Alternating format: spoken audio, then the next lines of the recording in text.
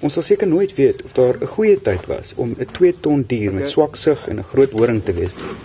Maar dis veilig om te sê, daai dae is verby.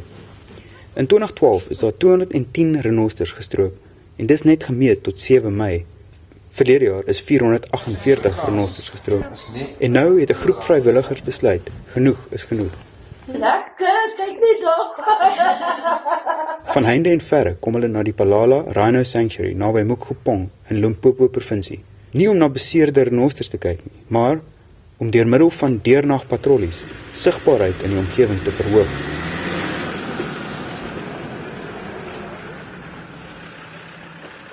Dis duidelik 'n desperate poging om stroopers af te skrik. En een wat kom teen groot persoonlike onkoste.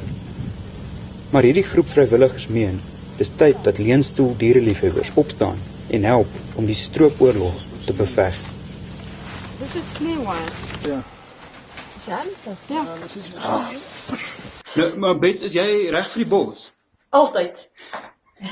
En hoeveel keer het jy nou uitgekom om die renosters Dis om eerste regtig die waarheid te sê, dis nou die tweede keer wat ek by Salome is.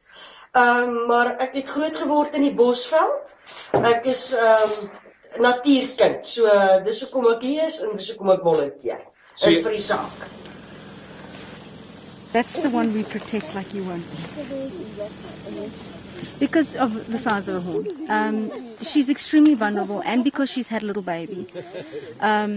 She is extremely vulnerable. But you'll see, we're with her 24/7. We know where she is. There's always somebody that will be able to tell you where she is, and we don't leave her out of our sights at all. You cannot afford to leave your rhino out for a day without knowing where they are. Because I can guarantee you that's the time that you're going to have to go and search for them and you find a carcass.